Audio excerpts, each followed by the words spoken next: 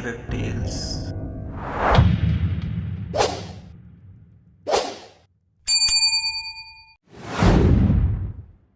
रात के 8 बज चुके थे। हे भगवान, ये मेरे ऊपर कैसी मुसीबत आन पड़ी है। मुझे रात को भी खेतों में काम करना पड़ रहा है। अगर आज इस खेतों की मिट्टी नरम नहीं हुई तो कल मैं इस जमीन में बीज कैसे बोऊंगा। घर में तो खाने के लिए एक दाना तक नहीं है। घर में गोलू और कुसुम भूखे बैठे होंगे।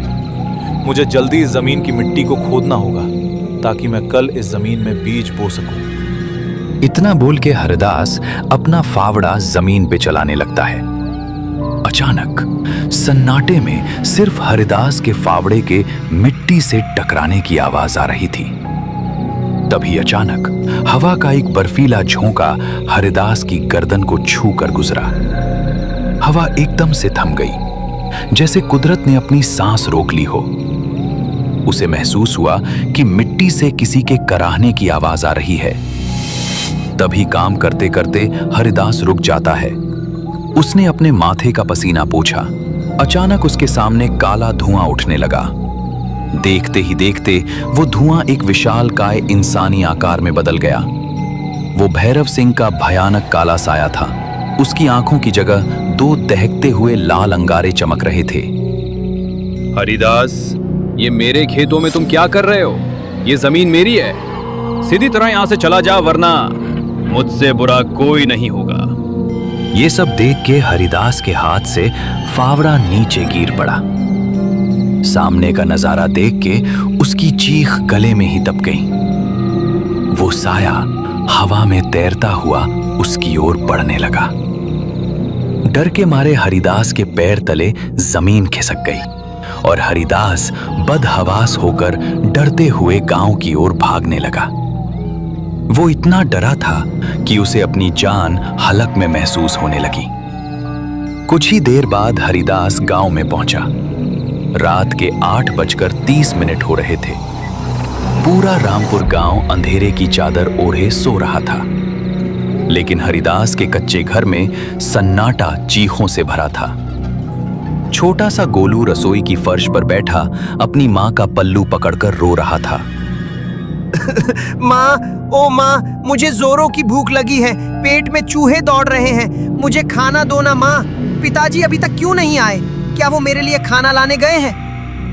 बेटा गोलू, थोड़ा और सब्र कर ले। घर में खाने के लिए दाना तक नहीं है। मैं कहाँ से तुझे खाना दूं? तेरे पिताजी काम करने खेत पर गए हैं। वो अभी आते ही होंगे। जब वो आएंगे तो तेरे लिए कहीं ना कहीं से खाना जरूर ले आएंगे। बस थोड़ा और सब्र कर ले मेरे लाल। तभी दरवाजे पर एक जोरदार दस्तक हुई।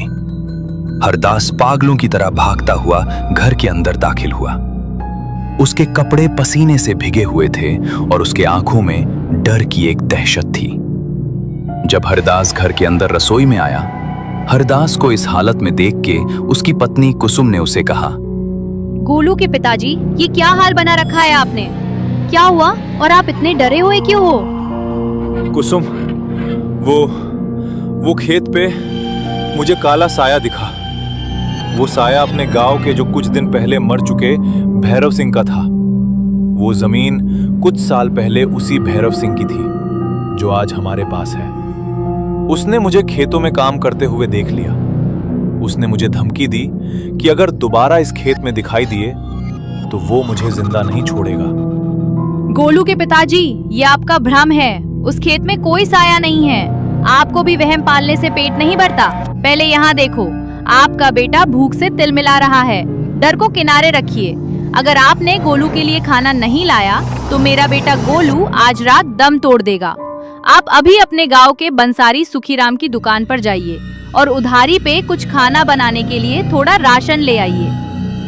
लेकिन कुसुम, सुखीराम के राशन के पहले से ही हमारे ऊपर उधारी के पैसे हैं। अगर आज फिर से मैं सुखीराम के दुकान पे राशन उधारी पे लाने गया तो वो मुझे धक्के मार के वहां से निकाल देगा। लेकिन गोलू के पिताजी, अगर आज आप राशन नहीं लाओगे तो मैं खाना कैसे बनाऊंगी? अगर मैंने खाना नहीं बनाया तो हमारा बेटा भूख से मर जाएगा। आप कुछ भी करिए, लेकिन आपको कहीं ना कहीं से राशन लाना ही होगा। आप सुखीराम के आगे गिड़गिड़ाओ उसके पैरों में अपना माथा रख के, हाथ जोड़ के, पर आज उससे थोड़ा राशन लेके आ जाओ। हरिदास ने अपने भूख से बेहाल बेटे गोलू की तरफ देखा। उसकी ममता ने उसके डर को दबा दिया। उसने अपने एक हाथ में घर की लालटेन उठाई और कांपते कदमों से बंसारी सुखीराम की दुकान की ओर निकल पड़ा। उधर गांव के चौक पर बंसारी की दुकान के पास गांव का लालची सावकार लाल सिंह अपने वफादार नौकर चुन्नी लाल के साथ खड़ा किसी गहरी साजिश में खोया हुआ था। देख चुन्नी लाल, अगर इस बार इस गांव के लोगों के खेतों की फसल अगर बर्बाद हुई तो आधे से ज्यादा गांव मेरी मुट्ठी में होगा। और वो हरिदास, सुना है उसने भैरव सिंह वाली वो शापित जमीन ली है। हरिदास को क्या पता नहीं था कि वो खेत मरे हुए भैरव सिंह का था, तो भी उस बेवकूफ हरिदास ने वो भैरव सिंह का वो शापित खेत लिया। मालिक, वो तो खुद अपनी मौत को दावत दे रहा है। उस जमीन पर तो परिंदा भी पर नहीं मारता। हरिदास की क्या बिसात, वो तो दाने दाने को मोहताज है। वही तो, जब भूख पेट में आग लगाएगी तब हरिदास को मेरे पास जमीन गिरवी रखने आना ही होगा। और एक बार अंगूठा लग गया तो उस जमीन के नीचे छिपा खजाना मेरा होगा। भैरव सिंह का भूत हो या साया, लाल सिंह किसी से नहीं डरता। तभी अंधेरे से कांपता हुआ हरिदास हाथ में लालटेन लिए बंसारी सुखीराम के राशन के दुकान पे पहुंचता है। उसकी सांसें अभी भी फूली हुई थीं। सुखीराम भाई, ओ सुखीराम भाई, मेरा गोलू भूख से मर रहा है। खुदा के वास्ते थोड़ा राशन दे दो। अगर आज आपने मुझे राशन नहीं दिया तो मेरा बेटा भूख से मर जाएगा। राशन मांगने फिर आ गया हरिदास तू? शर्म नहीं आती तुझे? पिछले 3 राशन के उधारी के पैसे अभी तक चुकाए नहीं है तुमने, और फिर से तू चौथी बार मेरे दुकान पे उधारी पे राशन मांग में आया है। ये दुकान है, कोई दान पुण्य का अड्डा नहीं। भाग यहाँ से, नहीं तो तुझे धक्के मार के यहाँ से भगा दूंगा। सुखीराम भाई, बस आज आखिरी बार मुझे राशन दे दो। अगली बार मैं आपके दुकान पे नहीं आऊंगा, और जो आपके राशन के उधारी के जो पैसे हैं वो मैं रात दिन अपने खेतों में मेहनत करके चुका दूंगा। कल मेरे खेतों की मिट्टी नरम हो जाएगी तो बीज बो दूंगा, फिर फसल काटते ही आपकी पाई पाई चुका दूंगा। बस आज मेरे बेटे की जान बचा लो। फसल? उस शापित जमीन पर फसल उगेगी हरिदास? तू क्या पागल हो गया है क्या? उस खेत में तो मौत उगेगी हरिदास, मौत। अब जल्दी यहां से निकल जा, मैं अब तुम्हें फूटी कौड़ी का भी उधार नहीं दूंगा। अरे ओ हरिदास, क्यों इस मामूली से बनिए के आगे अपनी नाक रगड़ रहा है? सुखीराम की औकात क्या है? ये तो खुद पाई पाई का हिसाब रखता है। अगर तुझे राशन ही चाहिए तो मेरे पास आ। मेरी तिजोरी और गोदाम दोनों तेरे लिए खुले हैं। बस बदले में मुझे तेरे खेतों के कागज चाहिए। मालिक, आप तो जानते हैं मेरे पास उस जमीन के सिवा और कुछ नहीं है। अगर वो भी आपको दे दी तो मैं और मेरा परिवार कहाँ जाएंगे? मुझे बस आज के लिए थोड़ा सा आटा दे दीजिए। देख हरिदास, तू मुझे बुरा समझता है, पर मैं तो तेरा भला चाहता हूँ। उस शापित खेत पर वैसे भी भैरव सिंह का कब्जा है। वो साया तुझे आज नहीं तो कल मार ही डालेगा। अपनी जान क्यों जोखिम में डालता है? वो खेत मुझे दे दे, बदले में मैं तुझे इतना अनाज और पैसा दूंगा कि तेरा गोलू उम्र भर ऐश करेगा। हाँ हरदास भाई, मालिक ठीक कह रहे हैं। मर गया तो खेत किस काम का? और वैसे भी उस साए के सामने तेरी बिसात ही क्या है? यहाँ गांव वाले तो सिर्फ तमाशा देखेंगे। मालिक ही हैं जो तुझे इस मुसीबत से निकाल सकते हैं। बस अंगूठा लगा दे और सुखीराम की दुकान का सारा राशन ले जा। सुना है आज वो साया तेरे काफी करीब आ गया था। संभल जा हरिदास, अगर आज तूने मेरी बात नहीं मानी तो कल सुबह तुझे बचाने वाला कोई नहीं होगा। भूखा पेट और वो खौफनाक साया दोनों मिलकर तेरा अंत कर देंगे। बोल, क्या मंजूर है तुझे? क्या तेरी जमीन करेगा मेरे नाम? दोबारा तुम्हें ऐसा मौका नहीं मिलेगा। नहीं मालिक, वो खेत मेरे पुरखों की उम्मीद है। मैं अपनी मेहनत की मिट्टी को लालच की आग में नहीं झोंकूंगा। साया मेरी जान ले सकता है, पर मेरा आत्मसम्मान नहीं। बड़ा आया स्वाभिमानी। ठीक है, जा मांग भी कि सुखीराम से। देखते हैं ये और तेरी मेहनत तुझे उस भैरव सिंह के साए से कैसे बचाती है। चुन्नीलाल, चल यहां से, इसे इसके हाल पर छोड़ दे। जब कल ये अपनी लाश उठाएगा तब इसे मेरी याद आएगी। ये बातें बोल के लाल सिंह और उसका नौकर वहां से चले जाते हैं। वहां का शोर सुनकर पास ही से गुजर रहे मास्टर राम मोहन, भोला राम और बुजुर्ग रामलाल सुखीराम के राशन के दुकान के पास आने लगते हैं। जब तीनों दुकान के पास पहुंचे तो मास्टर राम मोहन ने हरिदास की तरफ देखते हुए कहा, अरे हरिदास भाई, क्या हुआ? तुम इतने परेशान क्यों लग रहे हो? कोई परेशानी में हो क्या? मुझे बताओ क्या हुआ। मास्टर जी, अब आपको क्या बताऊं? मेरा बेटा कल से भूखा है। अगर आज उसने खाना नहीं खाया तो मेरा बेटा मर जाएगा। इसीलिए मैं सुखीराम भाई को उधारी पे राशन मांगने आया हूं। लेकिन सुखीराम भाई मुझे उधारी पे राशन देने के लिए मना कर रहे हैं। सुखीराम भाई, इतना कठोर मत बनो, बेचारा मजबूर है। इंसानियत के नाते थोड़ा राशन दे दो उसको। अगर तुमने उसको आज राशन दिया तो उसके बेटे की भूख तुम्हारे वजह से मिट जाएगी। हरिदास पे थोड़ी दया करो। हरिदास बेटा, तू क्यों उस काल के मुंह में जा रहा है? वो जमीन भैरव सिंह के खून से सनी है। जो साया तूने देखा वो चेतावनी है। छोड़ दे उस जमीन को। हाँ हरिदास, रामलाल काका ठीक कह रहे हैं। कल रात मैंने भी खेतों की तरफ से अजीबोगरीब चीखें सुनी थी। वो साया किसी को नहीं छोड़ेगा। तभी अचानक गांव के कुत्तों ने एक साथ चिल्लाना शुरू कर दिया। ठंडी हवा का एक झोंका दुकान की लालटेन को बुझा देता है। चारों तरफ घना अंधेरा छा जाता है। तभी सामने से डरते हुए भागता हुआ उसी गांव का इंसान रामदास उस दुकान पे आ गया। सभी लोग जल्दी यहाँ से अपने अपने घर चले जाओ। मैंने देखा कि खेतों की तरफ से वो काला धुआं इधर हमारे गांव की तरफ आ रहा है। जल्दी यहाँ से भागो, वरना सभी को वो साया जिंदा नहीं छोड़ेगा। अपनी जान बचाओ और यहाँ से जल्दी भागो। रामदास की ये बातें सुन के सभी लोग वहां से अपने अपने घर के ओर जाने के लिए निकल पड़ते हैं। ये सब देख के गांव में भगदड़ मच जाती है। लोग अपने अपने घरों के दरवाजे बंद करके घर के अंदर घुस गए। हरिदास बिना राशन लिए ही अपने घर की तरफ जाने लगता है। तभी हरिदास अपने आप से बातें करते हुए बोला, चाहे भूत हो या शैतान, मैं अपने बेटे को मरने नहीं दूंगा। सुखीराम ने अगर मुझे आज राशन नहीं दिया तो क्या हुआ? मैं आज इसी वक्त वापस उसी खेत में जाऊंगा और उस साये से अपनी मौत मांग लूंगा। कम से कम घर वालों को मेरी लाश तो मिलेगी। जब हरिदास बिना राशन लिए अपने घर की ओर लौट रहा था तो रास्ते से उसे महसूस हुआ कि वो काला साया उसके ठीक पीछे चल रहा है। जैसे ही हरिदास घर पहुंचा तो कुसुम वही दरवाजे के पास उसका इंतजार कर रही थी और उसका बेटा गोलू भूखा ही बिस्तर पे सोया हुआ था। आ गए आप? क्या लाए? आपके हाथों में तो मुझे कुछ नहीं दिख रहा है। क्या हुआ गोलू के पिताजी? आप राशन लेकर नहीं आए और ये बाहर कैसा शोर है? कुसुम, सुखीराम ने मुझे उधारी पे राशन देने से मना कर दिया, लेकिन शायद भगवान हमें इस जन्म में भूखा ही रहने देगा। अब क्या होगा गोलू के पिताजी? हमारा बेटा भूखा ही सो गया।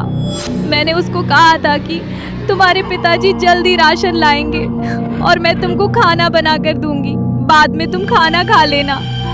गोलू ने आपकी बहुत देर तक राह देखी, लेकिन आप आते नहीं दिखे तो हमारा बेटा भूखा ही सो गया।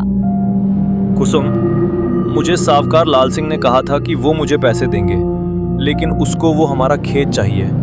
अगर मैंने उसको हमारे खेत उसके नाम कर दिया तो वो हमारे खेत के बदले हमें पैसे देंगे। नहीं गोलू के पिताजी, हमारे पास वही तो थोड़ी सी जमीन का टुकड़ा है। अगर वो जमीन हमने उस सावकार लाल सिंह के नाम कर दिया तो हम क्या खाएंगे? कुसुम, तुम टेंशन मत लो। मैं अभी सावकार लाल सिंह के पास जाता हूँ और उसको कुछ दिन के लिए पैसे ब्याज पे मांग के आता हूँ। जब हमारे खेतों की फसल निकल जाएगी तो मैं उसके पैसे लौटा दूँ। हरिदास भारी मन और कांपते शरीर के साथ अपने हाथ में लालटेन लेकर गांव की ऊंची हवेली की ओर बढ़ता है। आधी रात हो चुकी थी और गांव की गलियों में सन्नाटा इतना गहरा था कि हरिदास को अपनी ही धड़कनें साफ सुनाई दे रही थीं। जैसे ही वो सावकार लाल सिंह के दरवाजे पर पहुंचता है, उसे अंदर से लाल सिंह और चुन्नी लाल के ठहाकों की आवाज आती है। मालिक, ओ मालिक, मैं हरिदास हूँ, क्या मैं अंदर आ सकता हूँ? देखा चुन्नीलाल, मैंने कहा था ना, भूख इसे घुटनों के बल यहाँ खींच लाएगी। आजा हरिदास आजा, हम तेरा ही इंतजार कर रहे थे। मालिक, मुझसे बड़ी भूल हो गई। सुखी राम ने मुझे आखिरकार राशन नहीं दिया। उधर घर में मेरा बेटा गोलू भूख से तड़प रहा है। गांव के लोग कहते हैं आप बड़े दिल वाले हैं, मुझे कुछ पैसे ब्याज पर दे दीजिए। फसल कटते ही मैं एक एक पाई लौटा दूंगा। बस इस बार मेरी मदद कर दीजिए। देख हरिदास, ब्याज का धंधा तो मैं अब छोड़ चुका हूं, और वैसे भी जिस शापित जमीन पर तू खेती करने की बात कर रहा है, वहां फसल नहीं, चिता की राख उड़ेगी। तुझे पैसे देकर मैं अपना नुकसान क्यों करूं? हाँ हरिदास भाई, मालिक ठीक कह रहे हैं। अगर उस साय ने तुझे मार दिया तो हम अपना पैसा किससे वसूलेंगे? उस भैरव सिंह के भूत से? मालिक ऐसा मत कहिए, मैं मर जाऊं पर आपका पैसा नहीं डूबेगा। मैं जी तोड़ मेहनत करूंगा, लेकिन आपकी पाई पाई चुका दूंगा। देख, मुझे तुझ पर तरस आ रहा है। ये देख, इस कागज पर लिखा है कि तू अपनी वो जमीन मुझे बेच रहा है। इस पर अंगूठा लगा दे और अभी के अभी 5,000 रुपए और 2 बोरी अनाज ले जा। तेरा गोलू भी खुश और तू भी उस साए के डर से आजाद। नहीं मालिक, वो जमीन ही मेरे पास आखिरी उम्मीद है। अगर वो भी चली गई तो मैं अपने बेटे को विरासत में क्या दूंगा? क्या मैं हमेशा के लिए आपका गुलाम बन जाऊं? तो जा, मर जा भूखा, और अपने बेटे को भी मरते हुए देख। जब कल सुबह उस खेत का काला साया तेरे घर की चौखट लांघेगा, तब चिल्लाना, बचाओ बचाओ। चुन्नी लाल, इसे अभी के अभी धक्के मार के बाहर निकालो। चुन्नी लाल हरिदास को हवेली से बाहर धकेल देता है। हरिदास रात के अंधेरे में अकेला खड़ा था। तभी उसे अचानक दूर खेतों की तरफ से एक भयानक चीख सुनाई देती है और हरिदास को फिर वही बर्फीली हवा महसूस होती है। उसे लगता है जैसे कोई उसके कान में फुसफुसा रहा हो। नहीं, मैं हार नहीं मानूंगा। अगर जमीन के बदले मुझे राशन मिलेगा तो मैं उस साय से लड़ूंगा, पर इस लालची सावकार को मेरी जमीन नहीं दूंगा। अगर वो खेत भैरव सिंह का है तो आज रात फैसला होकर रहेगा। इतना बोल के हरिदास सावकार से बिना पैसे लिए ही अपनी लालटेन लेकर घर के तरफ जाने के बजाय सीधे उस शापित खेत की ओर जाने लगता है। उसके पीछे जैसे उसकी मौत उसके पीछे पीछे आ रही हो, हरिदास बिना डरे गांव से खेतों की तरफ जाने लगता है, जहां एक तरफ भूख है तो दूसरी तरफ मौत का साया। रात के 12 बज रहे थे। पूरा आसमान बादलों से ढका हुआ था और रह रहकर बिजली कड़क रही थी। हरिदास पागलों की तरह उसी शापित खेत की मेड़ पर जा खड़ा हुआ। वहां का मंजर देख रूह कांप जाए। पूरे खेत में वही काला धुआं फैला था और हवा में सड़ी हुई लाशों जैसी दुर्गंध थी। ओ भैरव सिंह के साए, कहां छुपा है तू? सामने आ। तूने मेरी जमीन छीनी, मेरा सुकून छीना, अब क्या मेरी जान लेगा? ले ले, पर मुझे मेरे बेटे के लिए अनाज दे दे। हरिदास, तू फिर आ गया मेरे जमीन पर। तुझे अपनी जान प्यारी नहीं क्या? इस मिट्टी का स्वाद खून है और आज रात मुझे तेरा खून चाहिए। उधर गांव में कुसुम की ममता और डर ने उसे घर से बाहर निकाल दिया। वो रोती बिलखती गांव के चौक पर पहुंची। उसके साथ उसका बेटा गोलू भी था। उसकी आवाज सुनकर मास्टर राममोहन, रामलाल और भोला राम भी अपने घरों से बाहर निकल आए। मास्टर जी, बचाइए। गोलू के पिताजी उस शापित खेत की ओर गए हैं। वो साया उन्हें मार डालेगा। कोई तो मदद करो उनकी। ये तो अनर्थ हो जाएगा। रामलाल काका, भोला राम, हमें जल्दी उस खेत के ओर जाना होगा। अकेले हरिदास का सामना उस साय से नहीं हो सकता। उस साय को सिर्फ सच और निडरता ही हरा सकती है। चलो, हम अभी हरिदास को बचाने उस शापित खेत के ओर जाते हैं। सभी लोग उस अंधेरे में उस खेत की तरफ जाने के लिए निकल पड़ते हैं। दूसरी तरफ लालची सावकार लाल सिंह और चुन्नी लाल भी छुपकर ये सब देख रहे थे। उन्हें लगा कि अगर हरिदास मर गया तो जमीन के कागजात और खजाना उन्हें कभी नहीं मिलेगा। वे दोनों भी दबे पांव खेत की ओर चल दिए। उधर उस भैरव सिंह के साय ने हरिदास को अपने धुएं जैसे हाथों से हवा में उठा लिया था। हरिदास का दम घुट रहा था। तभी वहां सभी गांव वाले आ जाते हैं। सबसे आगे कुसुम थी, जिसकी आंखों में एक बेटे के लिए मां की ममता और अपने सुहाग की ताकत। जब सब लोग वहां पहुंचे तो उन्होंने देखा कि हरिदास को साया अपने हाथों में लेकर हवा में उड़ा रहा था। छोड़ दो इन्हें। अगर तुम्हें जान ही चाहिए तो मेरी लेलो पर मेरे सुहाग को छोड़ दो।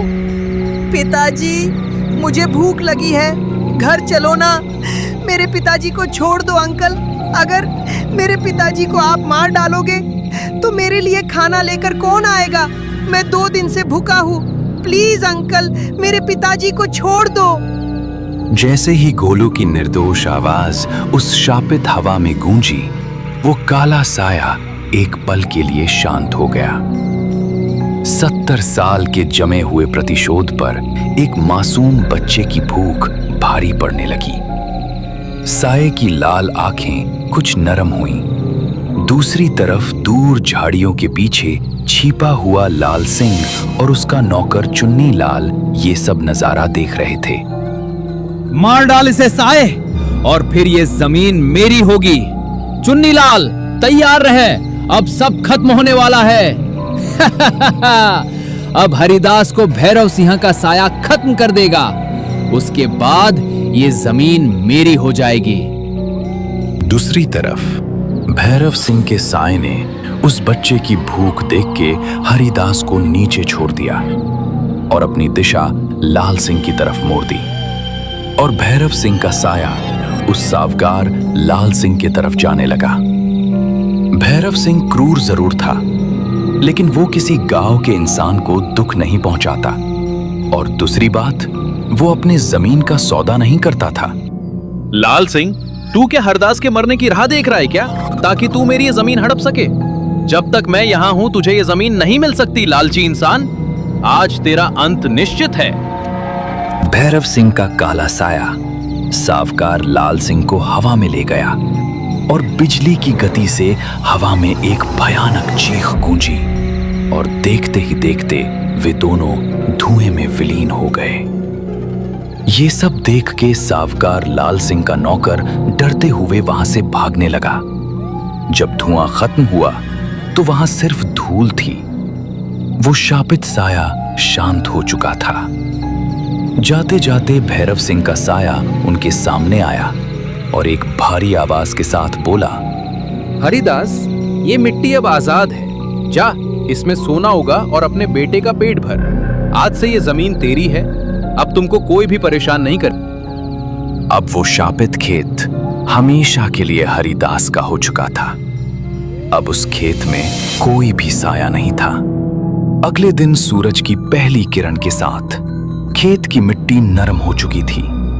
हरिदास ने उस खेत में फिर से काम करना शुरू किया, जिसमें अब खौफ नहीं बल्कि उम्मीद की एक किरण थी। रामपुर गांव का वो काला साया अब हमेशा के लिए उस खेत से खत्म हो चुका था। कैसी लगी दोस्तों ये कहानी? अगर अच्छी लगी हो तो इस वीडियो को लाइक और इस चैनल को जरूर से सब्सक्राइब कर लेना।